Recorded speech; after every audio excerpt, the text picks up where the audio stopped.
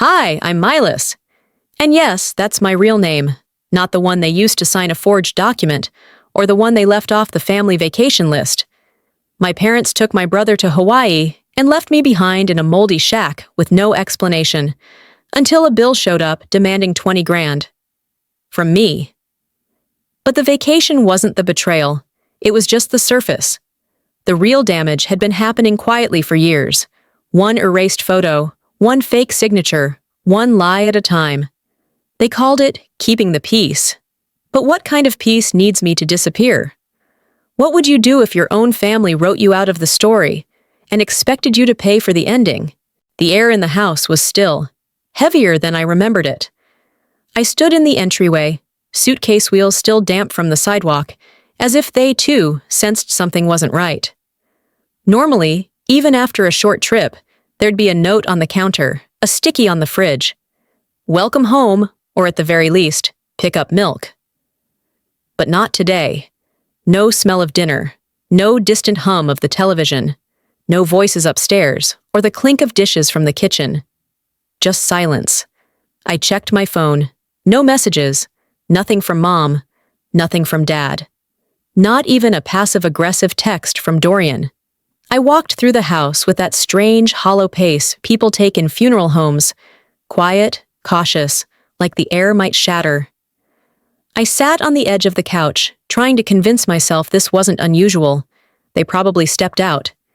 Maybe a neighbor needed help. Maybe something. My mind filled in blanks that didn't need to be filled. Then I opened Instagram. The first post on my feed stopped me cold. There they were, Mom, Dad, and Dorian, laughing in front of a beach cabana in Maui. Lei garlands, sunglasses, and all. The caption read, "Family time with our golden boy." I didn't feel my fingers tighten around the phone until my knuckles whitened. My thumb hovered above the screen, heart punching, like it wanted to crawl out and make sense of what I was seeing. They didn't forget to tell me. They chose not to. I stood up, drifted toward the stairs, only to pause at the hallway. My bedroom door had a new padlock, the kind you'd use on a storage unit, not your daughter's room. I blinked, walked up, tugged the doorknob once, then twice. Locked. Panic didn't come first. Confusion did. Then came the tight, burning sting behind my eyes. I went back downstairs, stumbled out the side door, half in a daze, into the backyard. That's when I saw it. Taped to the garage window, flapping lightly in the breeze. Maelis, stay in the guest unit for now. It'll be good for your independence. My name. No love. No, we'll talk when we're back. Just that. The so-called guest unit was a converted shack. Once a tool shed, briefly a workout space, never meant to be lived in. I opened the door. The smell hit first. Musty, damp, maybe a hint of old paint and rat droppings. There was a narrow cot pushed against the wall, a lamp with no bulb, and a folding table that slanted to one side. This wasn't a temporary space. This was removal, repackaged as responsibility. I dropped my bag, not out of resolve, but because my arms gave out. My knees met the concrete floor harder than they should have. I sat in that cold, moldy box wondering, how did we get here? When did I become a problem to be moved instead of a person to be loved? I remembered how Mom used to say, "You've always been the strong one. Dorian just needs more care." As if strength made me less worthy of being included. As if invisibility was something I owed them. I pulled out my phone and tried calling her. Straight to voicemail. Tried Dorian, mailbox full. Tried texting. "Hey, saw the post. What's going on?" I hit send, then deleted it. I grabbed a rag from the corner of the shack and began wiping dust off the table. The surface didn't clean. The grime had settled like the betrayal I couldn't wipe off. I found an old container tucked in the corner, probably theirs, full of broken extension cords and rusted screws. Symbols of what I'd become to them. Something useful when needed, stored away when not. The sun began to set, shadows climbing the walls like unspoken truths. I stood by the tiny window, staring at nothing, until my phone buzzed. It was a message from Clara, a friend of the family. Simple. Innocent. "Didn't know you were skipping the family trip. Everything okay?" My mouth went dry.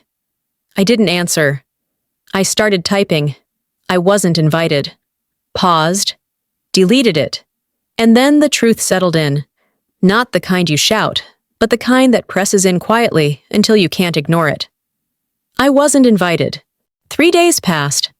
I hadn't heard a word from anyone in the family.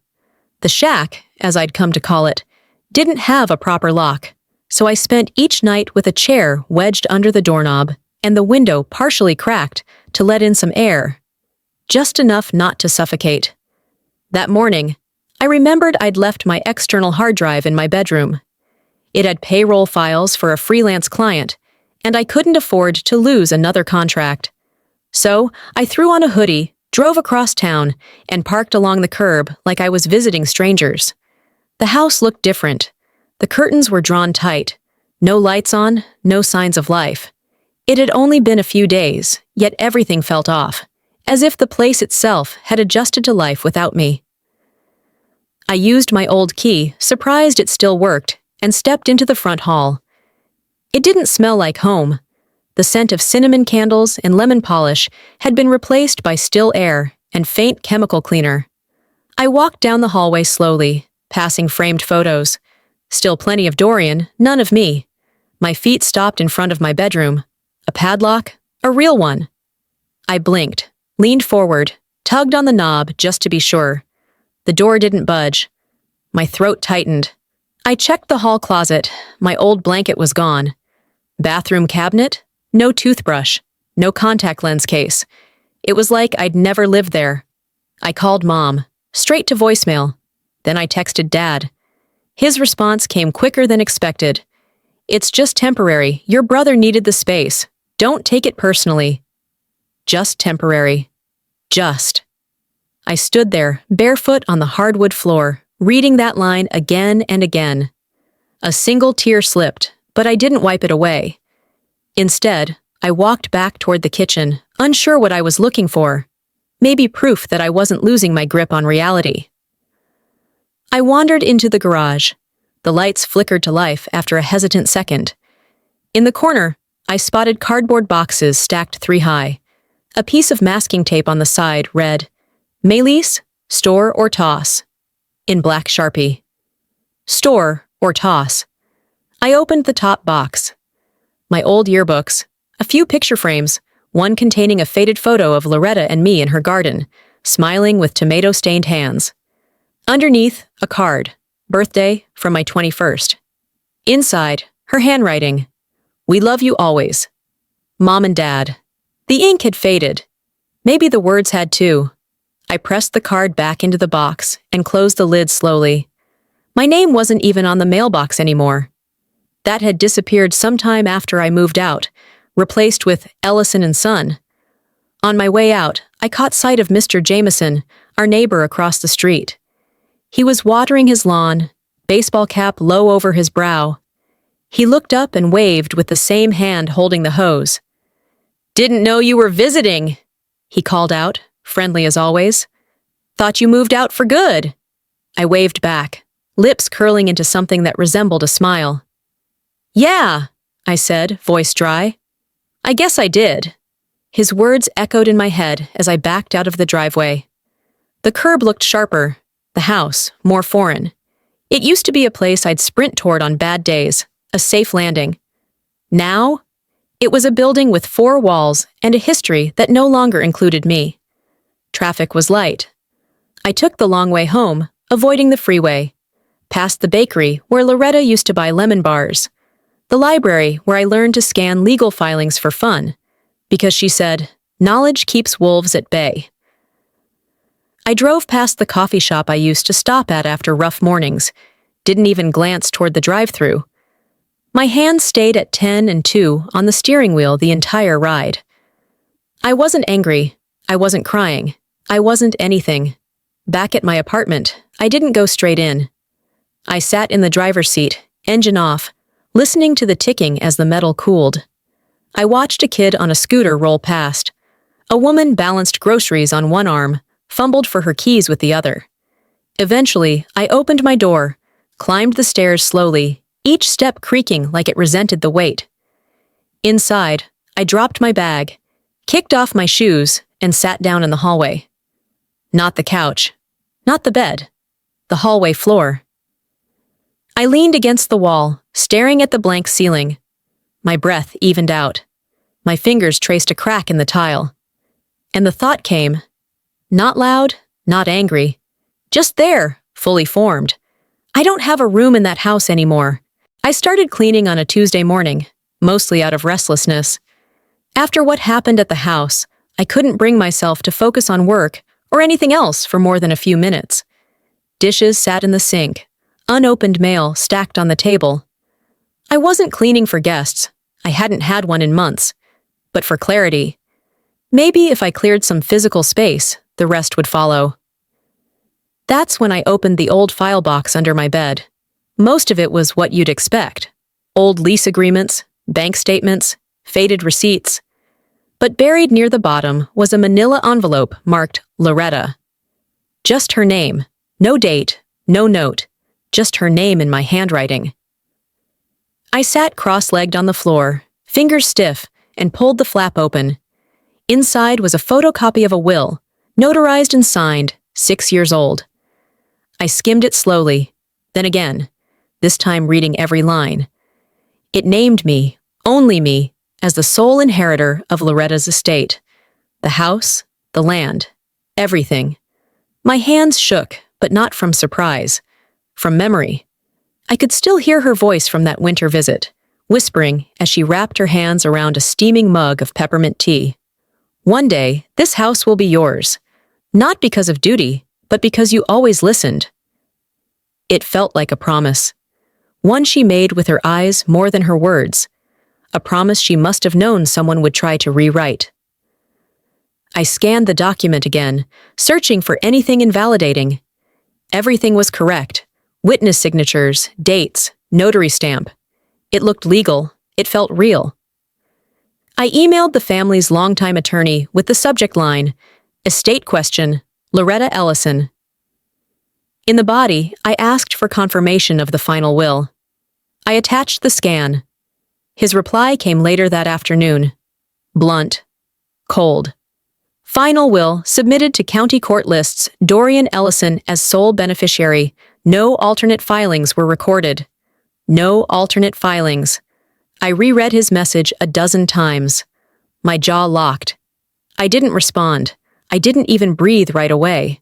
I printed the copy, slid it into a plastic sleeve, and tucked it into the drawer beside my bed, where I used to keep my passport and high school diploma. Things that proved who I was. I didn't cry. I just stared at the drawer, the edge of the paper peeking out, and thought, if they could alter a will, what else had they rewritten? That night, while brushing my teeth, a memory snuck up on me like a draft under a door. It was from 6 months ago. A dinner party. Verna had invited a handful of her friends from the church board, and Dorian had flown in just for the evening. At one point, I stood to clear dishes from the table. I didn't expect praise, but I didn't expect the smile Verna gave her guests either. That sideways kind of smile people wear when they're about to deliver a backhanded compliment. She's not really like us, she said lightly. More analytical than affectionate. The table chuckled. Dorian didn't speak up. Dad reached for his wine, said nothing. I froze at the sink, my hands submerged in lukewarm water, gripping a plate so tight my knuckles turned white. Not like us. That phrase looped in my head as I dried my hands and quietly returned to my seat. I hadn't said anything then, because I thought maybe she meant it as a joke. Maybe I was overreacting. That night, I went home and convinced myself it didn't matter. Now I saw it differently. Every moment of minimization. Every time I was the one left out of the photos, or thanked last, or told I was just strong instead of kind. All of it was a pattern, a slow erosion of space. They'd been training me to expect less for so long, I mistook it for balance. I opened my laptop and created a folder. Estate Irregularities. Inside, I saved the scanned will. Then I opened a blank document and started listing every instance I could remember where Loretta had discussed her wishes. Times she'd said something that now felt more like a warning than a conversation. I titled the document, Verbal Record, Loretta's Intent. That night, lying in bed with the overhead light off and only the glow of my laptop screen touching the walls, I wrote a single line at the bottom of the file. If they altered a will, what else did they rewrite? I got home a little later than usual. Work had been slow, and I'd lingered at my desk longer than necessary, half hoping the silence of the office would drown out the questions circling my mind. When I reached my apartment, something unusual caught my eye before I even unlocked the door. An envelope taped dead center, like a delivery that demanded attention. It wasn't a package, just a plain white envelope. My name on the front in all caps, typed. No handwriting. Inside was a letter printed on crisp paper from something called Ellison Financial Consultancy. The logo in the corner was clean, sterile, but what really made my breath hitch was the line in bold at the top. Invoice. $20,000. Contribution to residential renovation agreement attached were itemized costs. Roof repairs, driveway resurfacing, kitchen remodel. The address listed was my parents' home, the one I hadn't lived in for nearly a decade, the one I didn't even have a bedroom in anymore. My knees bent before I realized I was sitting. The couch felt too far, so I just let gravity take over. The invoice slipped from my fingers and floated to the floor. I read it again, more slowly this time, trying to convince myself I was missing something. But there it was, under client name, in bold, Maelis Verna Ellison. At the bottom, in a separate stapled note, was a short message, also typed. Thanks for stepping up, sweetheart. Mom. It wasn't even signed. I stood and stumbled into the kitchen, grabbed my laptop, and pulled up the county's property registry. The address, parcel ID, ownership history. It was all there. No trace of my name. Just Verna and Ellison. Not even Dorian, surprisingly. I double-checked the LLC registered for the consultancy. Dorian's name appeared as a managing financial advisor. A pit formed in my stomach. I called Verna first, straight to voicemail. Then I called Dad. He picked up after the third ring, sounding like he'd just finished a nap.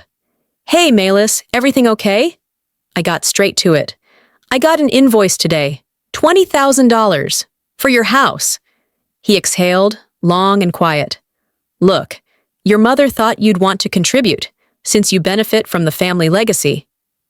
I don't even have a room in that house anymore, I said, voice flat. There was silence. Then, she didn't mean it like that. She had Dorian's company send me a bill. She thought it would be easier that way. And you? I asked. You knew? I didn't agree, he said quickly, but I didn't stop it either. I closed my eyes, resting my head against the wall. That's not the same thing. Another pause. You're strong, Maelis. They're not. Just help us this once. I didn't answer. I hung up. I stared at the kitchen floor for what felt like an hour. Then I stood up and walked to the bookshelf. At the bottom, I pulled out an old notebook I hadn't touched since grad school and flipped to the back pages. I started listing things. Dinners where I paid for Dorian's meal without protest. Vacations I was supposedly invited to but never knew about. Gifts I bought for family events I wasn't told were happening. It all fit a pattern. They don't forget me. They erase me until I'm useful.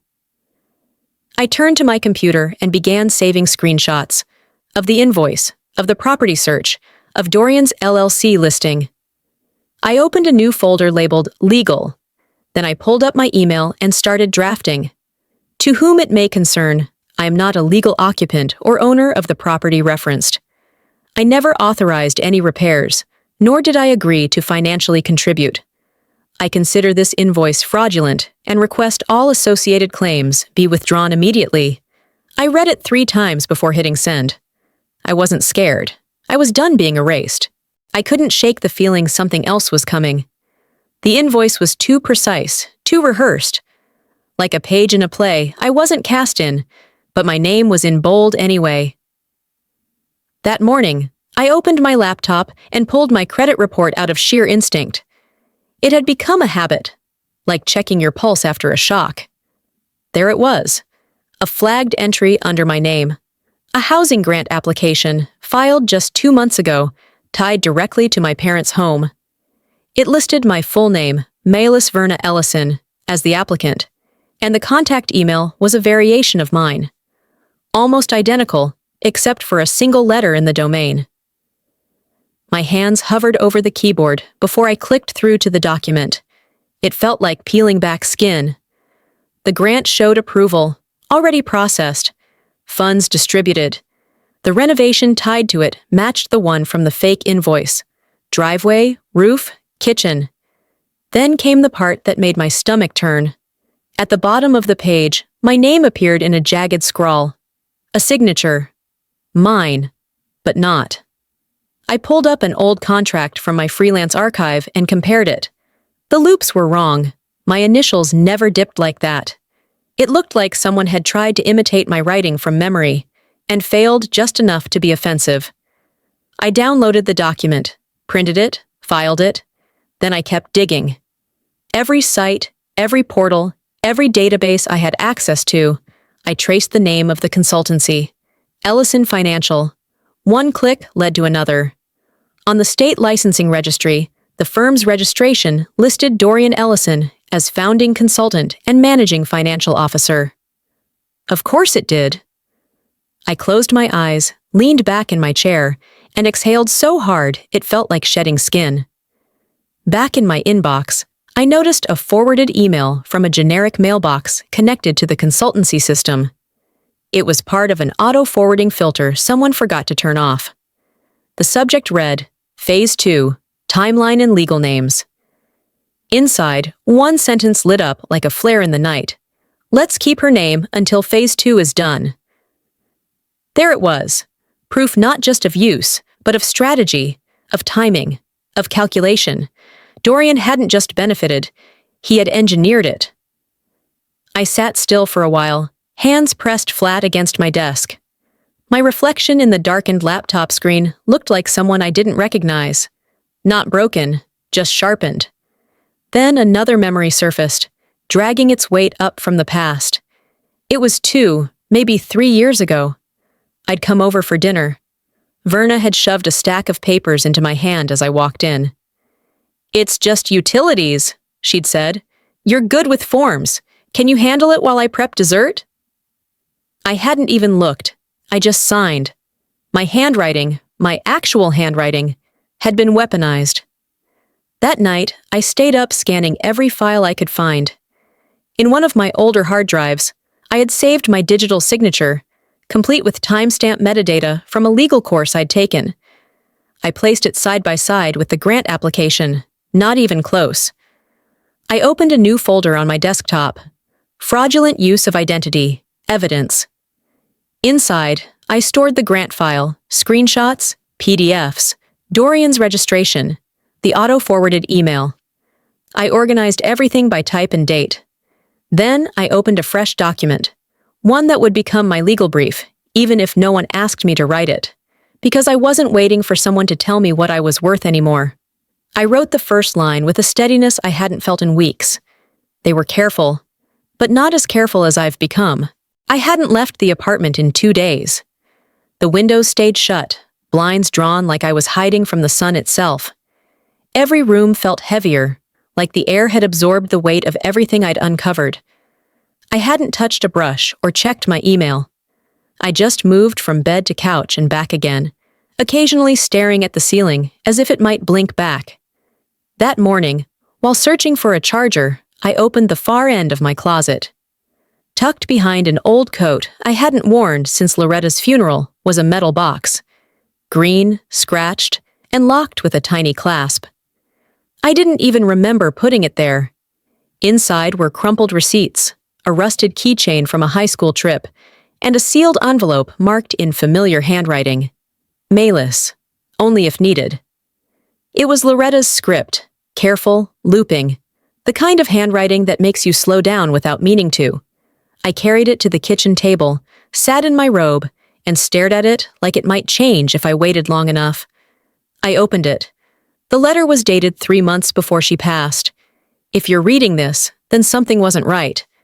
I hoped it wouldn't come to this, but I've seen what silence can do when people think no one's watching. I tried to protect what's yours, but they always had louder voices, so I left copies. Not in the places they'd look, but in the ones they never cared to. She mentioned a key, taped to the back of the letter. I peeled it off gently. Nightstand, false bottom. You'll know which one. Take a breath before you open it, Maelis. And know this. You have my blood, but more than that, you have my backbone. I sat frozen, the key still pressed in my palm. Later that day, after 3 cups of coffee I barely tasted, I drove to Loretta's house. The front gate creaked like it hadn't moved in weeks. No one had touched the place since the funeral. I had no key to the door, but the window above the porch wasn't latched. I climbed through, scraped my shin, and landed in her old living room, half expecting to hear her ask what took me so long. Her bedroom smelled like cedar and faint lavender, still. I walked to the nightstand on the left, her side, pulled out the top drawer, then carefully ran my fingers along the bottom until I found the false panel. The key fit. Inside was a USB drive wrapped in a velvet pouch and a second envelope with notarized paperwork. I didn't read it there. I left quietly, locked the window behind me, and didn't breathe until I was in the driver's seat again. Back at my apartment, I opened the files. The will was clear, signed, witnessed, dated earlier than the one Verna had filed. Loretta's signature strong, no hesitation. I made 3 copies, saved backups in 2 encrypted drives, and uploaded the scans to a private cloud folder named Truth. Then, for reasons I didn't fully understand, I opened my phone camera and recorded myself. Just me, in the soft light of the living room, speaking plainly. If anything happens to me, check the folder titled Truth. Password is the street she was born on, spelled backward. You know the one. I didn't cry. I didn't feel much of anything. Just calm, almost clinical. The next morning, I took the originals to my bank and opened a new safety deposit box under an alias. I placed the documents inside, then closed the box with a final click. No drama, no turning back. That night, I sat at my desk, hands hovering over the keyboard, and began drafting an email. Subject: Begin preparation. I typed out a summary of what I had, what I suspected, and what I planned to do. I ended with, "This isn't revenge, this is restoration." Then I saved it to drafts and shut my laptop, not to hesitate, just to give them one last moment, before I moved without them ever seeing it coming. The first message came at 7:14 a.m., just as the kettle began to whistle. I hadn't touched my phone in hours, and the screen lit up across the counter like a warning flare. The sender ID was unknown, no name attached, but I recognized the voice immediately, even in text. Drop the nonsense now, or consider yourself out for good. We will not protect you when this gets ugly. No greeting, no punctuation beyond the period. Cold, precise, like the back of a blade. A second buzz followed before I could lock the screen again. This one had a name: Dad. This isn't how family handles things. Not how we handle things. Just family. As if I had stepped outside the category. I didn't answer either of them. Instead, I took my phone, pulled the SIM card out, and slid it into the drawer next to my spare passport and power of attorney documents. The drawer clicked shut, and something in my chest loosened. Their fear showed me I was getting close. I moved through the rest of the morning like a shadow, logged into my secondary banking profile, shifted the majority of my savings into a new account I'd opened 2 days ago under my middle name, backed up all evidence into encrypted files, stored them on a flash drive I wore around my neck. No more calls, no more chances. Around noon, while reviewing legal documents for my affidavit, I stumbled across a news headline shared in a financial oversight blog I followed on a whim. Tech consultant under investigation for loan misuse tied to family trust. I clicked. The name wasn't mentioned outright, but the details left no doubt. Mid-sized consultancy, registered in Sacramento, named after the founder's last name, Ellison. The article detailed irregularities in federal housing grant applications, mentioned multiple recipients with matching data points, quietly flagged for investigation. I didn't breathe for several seconds. I opened my documentation folder and added a new entry. Media reference, Phase 1. Copied screenshots, highlighted dates, opened my spreadsheet and labeled a new tab Repercussions. Part of me should have felt victorious. Instead, I felt tired. This wasn't just about me anymore. It was about everything they were willing to do, how far they would go, how loud their silence could be. I poured a cup of tea and sat at my kitchen table. It was quiet except for the occasional gust of wind rattling the window. In the silence, I heard Loretta's voice echo from years ago, her words clear as ever. Real fear doesn't scream. It whispers while making tea. She had said it casually once, while stirring honey into chamomile. I hadn't understood it then. I did now. My cursor blinked on the screen as I opened my statement draft again. No need to revise it. Just one line to add at the end. This individual has a personal and financial interest in suppressing the truth. I'm not safe around them. I saved the file, encrypted the folder, and logged out of the system. After sunset, I turned my old phone back on using Wi-Fi, just long enough to send one final message to Verna. I don't need protection, I need the truth. Then I deleted the message, the thread, and her contact. I didn't expect a reply. I didn't want one. I sat back in my chair and waited. Not for retaliation, not for reconciliation, but for the next move in a game I never agreed to play. The courthouse didn't look like a battleground. It looked like bureaucracy. Brick walls, low ceilings, carpet that muffled the footsteps of people walking into rooms where their lives might shift forever. I walked in with my folder tucked tight under my arm, labeled in bold, restoration evidence. The irony wasn't lost on me. Everything I had brought was designed not to destroy, but to reclaim. The security officer at the front desk nodded as I passed through the metal detector. My palms felt cold. I didn't wear perfume that day. No distractions, no softness. When I entered the courtroom, Verna and Dorian were already seated on the far side. Their posture mirrored one another. Straight-backed, lips pressed thin. Not defiant, not guilty, just unreadable, which made it worse. Then, just before the clerk called the case, I noticed a familiar face near the gallery door. Mrs. Randall, Loretta's old friend and neighbor, waved at me gently. She leaned over and whispered to the person next to her. They told me she didn't want the house. I didn't respond, but the words echoed louder than the judge's gavel that followed. The cross-examination started with the will. I submitted the digital version first, time-stamped, signed electronically by Loretta, witnessed by her former attorney. Verna's counsel argued Loretta had been confused in her final months and that her wishes weren't consistent. They presented a newer will, supposedly written just weeks before her death, naming Dorian as the sole beneficiary. I remained silent as they talked. Then I slid across the table the notarized version I'd found hidden in Loretta's nightstand. Signed 6 months before her passing. Witnessed by a third party. Legal. Untouched. Undeniable. The judge raised an eyebrow. But what followed next was harder to stomach. They brought up financial ties, claimed that Loretta wanted Dorian to be positioned for leadership, and that I had chosen a life separate from the family's legacy. That's when I motioned to the second set of documents. Proof that Dorian had used my social security number to apply for a $10,000 federal housing grant, linked directly to a renovation I had not agreed to. Verna's attorney tried to brush it off, so I leaned forward and offered the final piece. The email. Keep her name until Phase 2 is done. It was projected onto the monitor. The courtroom went completely still. Dorian froze. He fumbled for words, saying something about an assistant, A miscommunication, a misunderstanding. The judge wasn't impressed. Verna snapped, her voice brittle.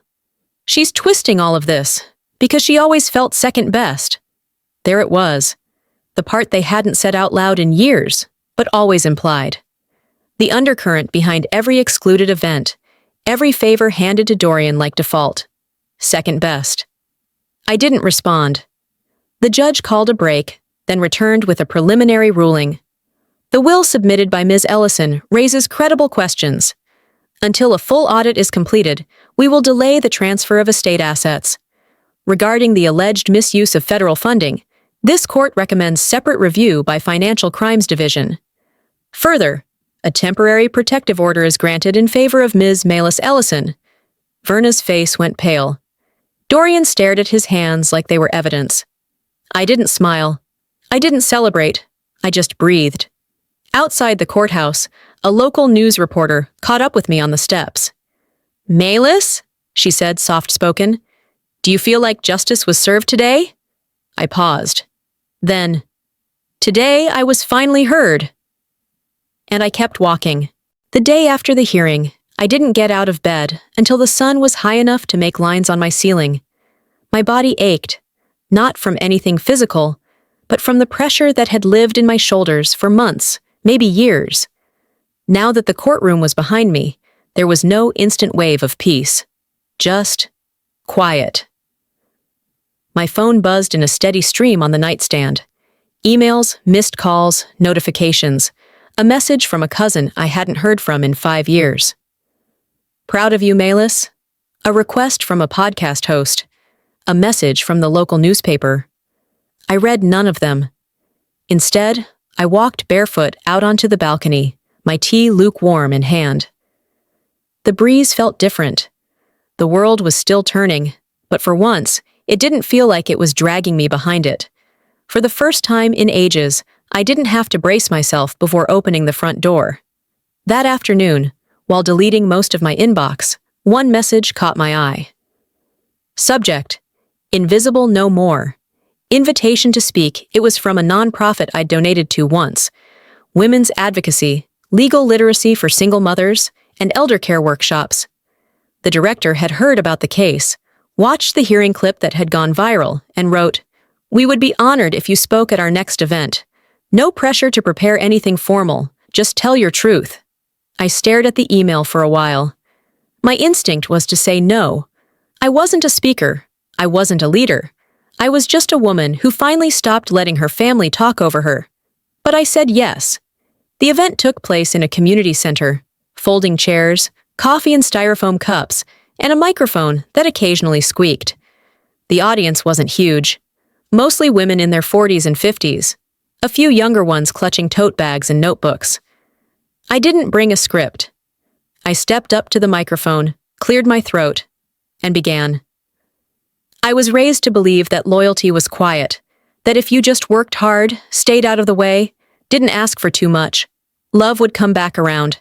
I believed that for over 30 years. Someone in the third row nodded slowly. "They didn't forget me," I said, voice steady now. "They never made room for me." Silence. Then, slowly, applause. Not roaring, but full. Like every hand clapping had been waiting for permission. Afterward, as people milled around, a woman approached me. Mid-60s, soft gray sweater, eyes red like she'd cried silently during the talk. "My daughter sent me your video," she said. "She's not speaking to me right now. I see her in you." We didn't say much after that. Just hugged. Long. Real. When we parted, she held my hand for a second longer than necessary. I walked home alone, but it didn't feel like loneliness. It felt like solitude that I chose. That night, I replayed the video of my talk, watched myself from an angle someone in the audience had recorded and posted. The clip was already circulating online, captioned, "The line that broke the room." I watched myself say it again. "They didn't forget me. They never made room for me." I paused the video, then whispered into the silence of my apartment. I don't want revenge. I just wanted air. Then I deleted the video from my phone, but not from my memory. The vault door was heavier than I expected. The bank manager turned the handle with a practiced rhythm, nodded once, and stepped aside to give me privacy. I entered the room alone, my heels echoing softly against the polished floor, the folder tucked beneath my arm like armor.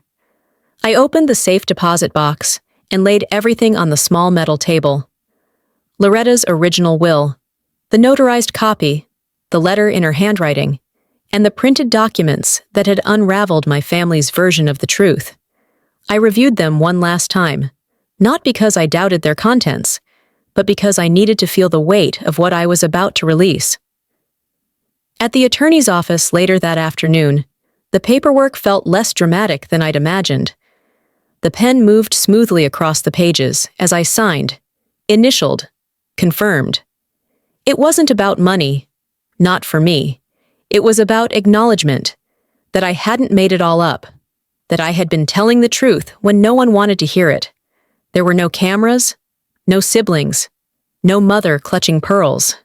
Just a clerk who asked me for my ID and a quiet nod from my lawyer, who whispered, "It's done. They'll have to honor it now." I folded the final page and placed it into my bag. That was it. No bells, no closing remarks.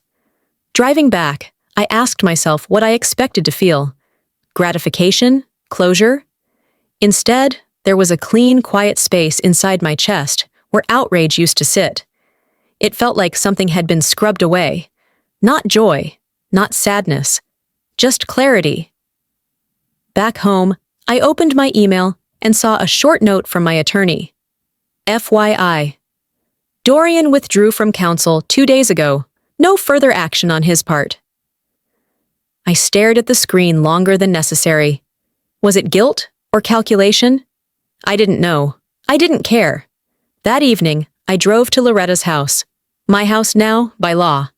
But it didn't feel like mine. The porch still creaked, the garden overgrown. I didn't bother turning on the lights. I moved through each room slowly, letting the air tell its story. In the kitchen, I inhaled the faint scent of spice, cinnamon and clove.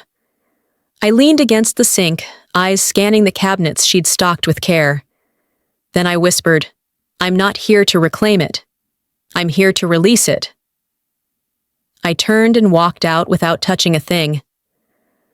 Later that night, I lit a fire in the small fireplace of my apartment and fed it a single page. The forged signature that had nearly rewritten my life. The paper curled, blackened, and vanished. I kept one thing, Loretta's letter, folded in my drawer, wrapped in the same ribbon she'd tied around my first journal as a girl. I called my lawyer the next morning and asked, "Can we create a clause in the trust? A housing support grant under her name?" He paused for only a second before replying, "Absolutely, that's a good idea." It wasn't about legacy anymore. It was about repair. And for the first time, I could say this and mean it. I didn't win. I reclaimed myself. The knock came on a Tuesday. Quiet, deliberate. Nothing like a neighbor or delivery driver. I looked through the peephole and saw him standing there, alone, holding a brown paper bag in both hands, like it might slip through his fingers if he shifted wrong. I opened the door halfway. Ellison didn't smile. "I won't stay long," he said. I nodded, stepping back. He walked in with the same posture he always had when he didn't want to be noticed, like blending in would save him from responsibility. We sat across from each other at the kitchen table. The bag made a soft thud as he placed it between us. Inside was a photo frame. Wood, worn, familiar. It held a picture of Loretta and me, both of us kneeling in the garden behind her house, holding up dirt-streaked carrots like trophies. "She gave this to me years ago," he said. "Your mother didn't know I kept it." I didn't speak. I just looked at the photo and tried to remember the exact moment it was taken. The smell of the soil, Loretta's laugh, my hair tangled from wind. All of it felt like it belonged to someone else's life now. He shifted in his seat. "I let it happen," he finally said, "because I was tired." The words landed with more weight than I expected. He wasn't offering an excuse. Just, The truth, raw and unpolished. I kept my gaze on the frame. He continued, I knew about the inheritance change. I didn't stop it. I thought maybe you'd walk away, like you always do, with dignity. I looked at him for the first time since he walked in. And you thought I'd stay erased with dignity too? He didn't flinch, just nodded once, slowly, like it had taken him years to arrive at that moment of honesty. He reached into his coat and pulled out a sealed envelope. I signed it last week. I'm stepping away from the trust. It's yours now, formally, legally, all of it. I took the envelope, opened the flap just enough to see the header. Legal stationery, notarized, real. I closed it gently. I don't want anything from silence, Dad. I just wanted to know you heard me. Just once. He didn't answer. Just sat there for a long moment, fingers resting on the edge of the chair, like they weren't sure what came next. Finally, he stood. You were always right, Maelis, he said quietly. I was just too used to not choosing sides. He left without a hug, without another word. The door clicked shut behind him. I sat there for a long time, the envelope resting on the table, untouched. Then I turned back to the photo bag, pulled out the frame again. On the bottom, hidden behind the edge of the mat, someone had written in tiny black ink, You are not small. Loretta. I traced the words with the tip of my finger. No, I wasn't. Not anymore. The fog was still clinging to the shoreline when I pulled the curtains back. I stood barefoot on the worn hardwood floor of my little rental cottage, a mug of coffee warming my hand, seagulls calling in the distance. There was no television humming in the background, no text messages lighting up my phone, no weight waiting to pounce behind every morning. It was quiet. But this time, the silence didn't hurt. I'd been here almost 3 weeks, long enough to know the bakery down the road opened earlier than posted, long enough to learn the local dogs by name. My days were simple, freelance accounting jobs, afternoon walks, stolen moments with my camera, when the light softened around 4 p.m. I worked when I wanted to. I spoke only when it mattered. The trust was mine now. Officially. My lawyer called the day after the papers went through to confirm.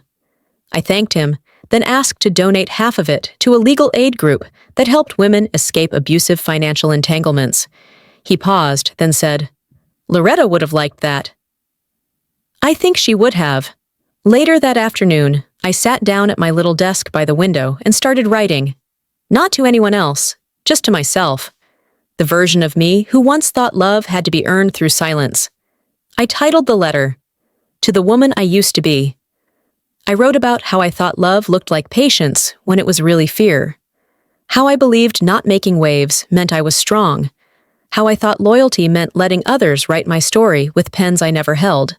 When I was done, I folded the letter, slid it into an envelope, and tucked it beside Loretta's framed quote on the shelf. I whispered, I see you now, and I meant it. That evening, I noticed something that hadn't occurred to me in weeks. No one had called. No mother, no brother, no distant relative checking in for gossip disguised as concern. The old version of me would have panicked, would have scanned through old texts, wondering what she'd done wrong. Now it just felt like space. I went into my contacts and deleted the names one by one. Not in anger, just acknowledgement. When I got to Dorian's name, I hesitated for half a second, then removed it too. Gone. A week later, I went to a poetry reading at a local bookstore tucked between a surf shop and a taco stand.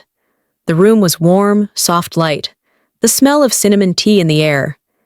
I ended up sitting next to a man named Lyle. He owned the place. He didn't ask what brought me to town. He didn't ask anything I didn't offer. He just listened when I talked about poetry and smiled when I mentioned I liked old film cameras. It felt safe. That Sunday, I took Loretta's framed quote with me on a walk to the beach. I didn't plan on doing anything dramatic. I just knew it didn't belong on a shelf anymore. I found a spot near a washed-up cluster of driftwood, dug a shallow hole with my hands, and laid the frame down gently. I looked out at the waves and said quietly, "You carried me further than you knew."